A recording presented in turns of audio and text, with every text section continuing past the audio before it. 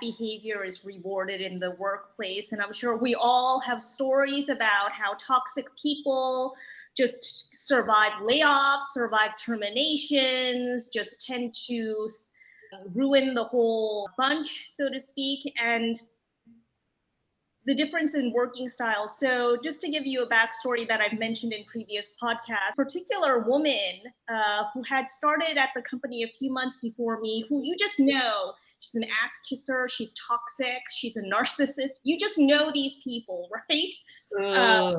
It was full of smoke, was all smoke and mirrors, wasn't particularly good at her job, very political, and so forth. We've all come across these characters. That's something I can tolerate. It's like if you're bad at your job and you still have attitude, that I cannot tolerate. If you're good at your job, maybe I can tolerate your personalities. But if you're bad on both ends, that's a no.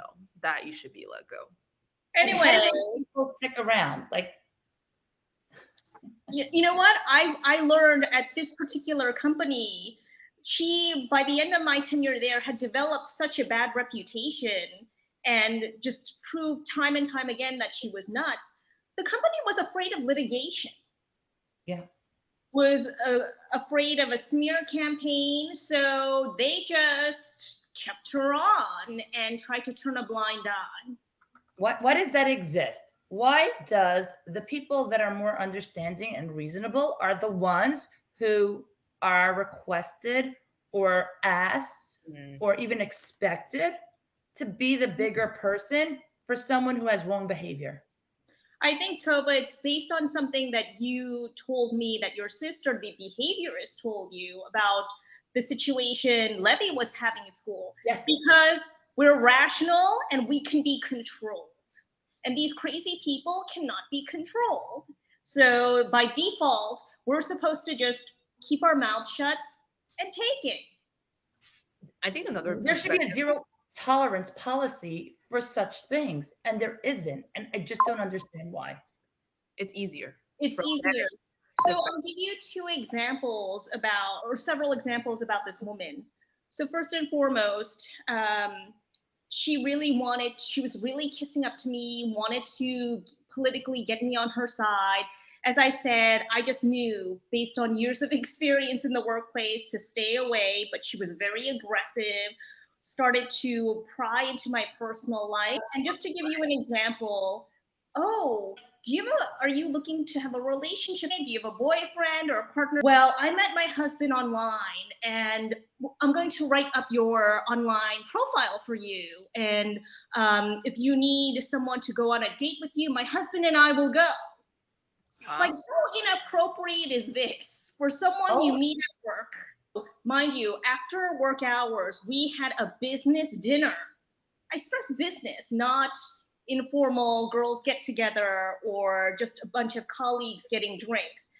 We actually went out with a vendor and another person from a satellite office at a dinner. And then she looked over and saw at the bar a bunch of obviously bros congregating. And in front of everyone at this business dinner, she looks over there, she looks at me and says, "There's your man market. Why don't you look, there's some single guys over there. Why don't you want to?"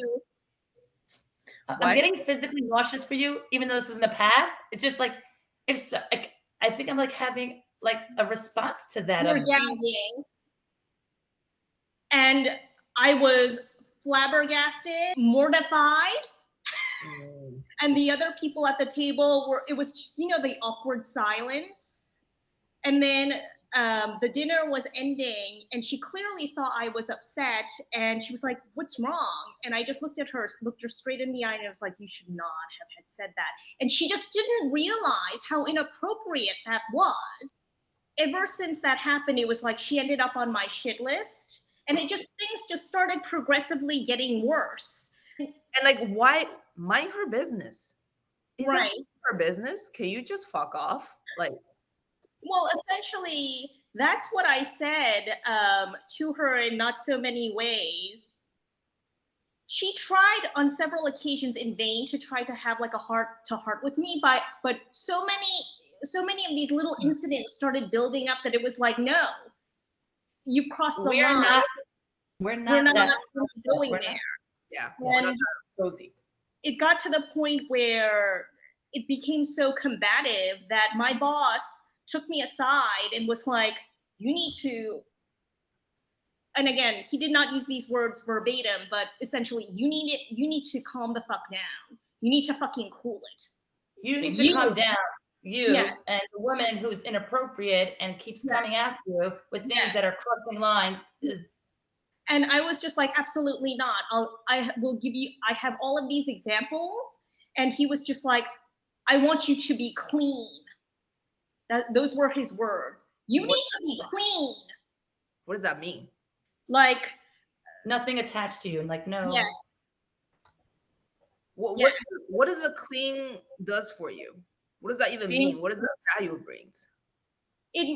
I interpreted it as, number one, you're the rational one, so you can be controlled. And number two, clean so that he's clean too. So it's all just from management perspective, what's easy, right? Yes. Well, path of least resistance. I think at the end of the day, people choose path of least resistance in everything, in the conversations they have, the conversations that they don't have.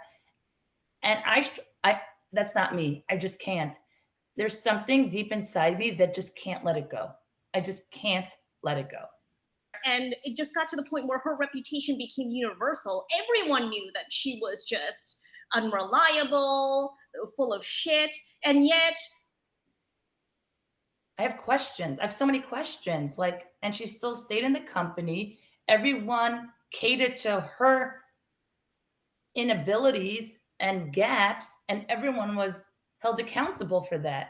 And I just have a really hard time understanding. I mean, I get it. That's his human nature. We go the path of least resistance, but how that's okay. It's just not okay for me.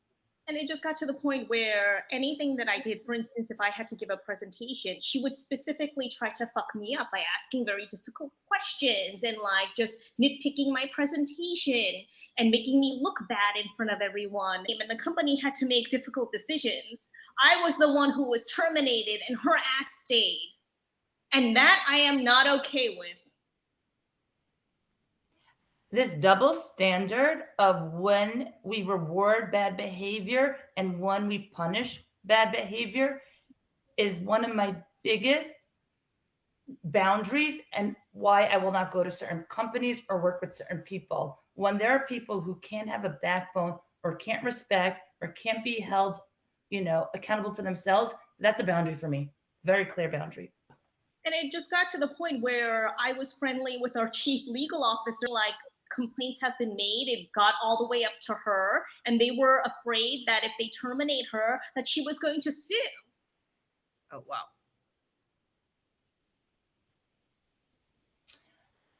I'm so upset. So what is your take? Because you had a similar situation where there's a difficult person in your work, you've told us in the past, and your manager is telling you to be kind and to be nice and to be the bigger person. Did you? Yeah. I think at that point, like I just don't want to fight for a battle that's not gonna like worth the fight. I think that's when also it's also coming from who is the manager and how like what's their personality, what's their management style, and what's their intention behind you. Is if their intention is bad, don't they're bad managers. Let's just say like hey, can you just be the bigger person and just like shut up and be quiet and just deal with that person? I will not be okay.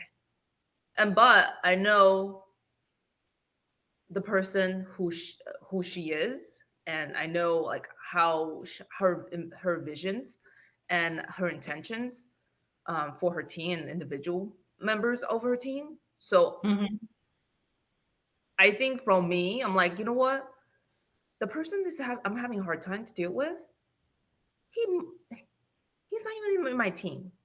Like I don't even want to create this type of drama and like having the managers find out about things. But it's like, you know what? I don't even give shit about like what happened between like him and I and stuff. Like I don't want him to damage my reputation. That's something I'm really deeply worried is I don't want to create too much drama between him and I and like get escalated. Even like that's why I kind of just shut it down. Like not shut it down. I want to keep it low key. I don't Yeah. want my manager to know about these things because even though I'm having my struggles, my moments with him, I'm gonna keep it between just him and I because I don't want my reputation to be escalated up and saying like at the end of the day, well, Cleo is a very hard person to deal with. I don't want this reputation to be put on me. That's why I'm purposefully controlling these type of interactions that I have with my manager and also with that person. I don't want these to be known, and that's why I'm like, okay, knowing that my manager, she has good intentions, she's actually a good person, a good manager. She wants me to become a bigger person, and honestly, in the day, it's she put it. My manager put it in a very good image. It's like you have a lot more for you than just what are you gonna deal with him. Think Right. about that and focus on that. Like he is just something like a blimp. Like that's not even like math. Mm-hmm. So And I think that's the way to do it, right? At the end of the day, you know your manager has your best intentions at heart, is very aware of your reputation. Whereas in my situation, that was not the case. right. So you just fan the fire even more. Exactly. So that's why I'm like, it really depends on the manager, Tova, and their intention behind it. With my situation, I'm okay. And honestly, I don't want because you both are came from the manager position. Yeah. Mhm. I don't want someone who like is more of a junior person like keep having an issue with someone else in the team member, and this is known by you. Even if I'm the best worker you have, you always have somewhat of a stain of my image. It's like, okay, well, Cleo is always someone who having a problem or like having something Yes. to do with that person. You will always have a thing in your mind that you remember it about me, even regardless how good I work, my work ethics and like my job and stuff is perfect, but there's always that kind of thing in your mind that she might have like she likes to have beef with people. Like that's Right. somewhat of image. That's Yeah. why my intention is I want to limit that. My problem with him, with my coworker or my other team member is gonna stay between me and him and I. I don't want it to be known by the managers. Hmm. And Yeah. that's a No, great I point. really, yeah, it's such a healthy way. And I think it's hard for me and I struggle, I think, because that's uh, an, an eye-opening for me where I need to do work for myself. The fact that I can't be in a position like Cleo and being able to say that. And I'm like, why does the person who's in the wrong always have the right of way? And I think hearing Cleo speak about this and her perspective just really helped me reflect more in myself where I have a weakness, or not even a weakness, an area of improvement, a growth opportunity, because it's such a clear trigger for me. I'm getting emotional over it. And if I'm getting an emotional, that's an indication to me that that's something to look into more. And I agree with you, Tova. And Cleo, I feel like you learned a very valuable lesson early on in your career because it's clearly a trigger point for me as well. I think my beef is the fact that I've had very few managers who actually had my back and had my best intentions. And that to me is something that I just have to realize it's the luck of the draw. I can't really pick my manager. So whoever I end up with, I just have to deal with the best of it. But that said, making that mental note, and if it's really not the right environment for me, to be proactive in leaving versus just staying on and trying to prove that I'm right. And it's a Yes. fight that's not worth fighting because at the end of the day, no one wins. You're in a corporate situation. No one fucking wins. You lose more. Exactly. That manager I was talking to you about who said that he wanted me to be clean, he inferred to me in a conversation once about how he has teenage kids at home, so he's always playing referee and he doesn't want to do this shit at work. See, I'm I getting think triggered again. I'm getting angry. this is exactly me coming from a junior person. This is exactly what I want to avoid. I don't want to be perceived as some angry young child that who always get riled up with this another coworker. And But even I the other person, sorry, Even if the other person is wrong? Even if the other person is wrong? No, I will prove that person wrong, but I'm not gonna do it in front of my manager or do it with like intention. I don't want her to know. I'm gonna. There's several instances where that person was throwing unnecessary emotions at me. That's Yeah. not fair to me. I corrected him. I corrected his behavior. I called him out right away via Yeah. message. And we had a chat about it. And he was just saying, hey, thank you so much for calling me out. I was clearly throwing my emotions at you because I had a really bad day. And I apologize for that. And thanks for, call me out on this. Yeah.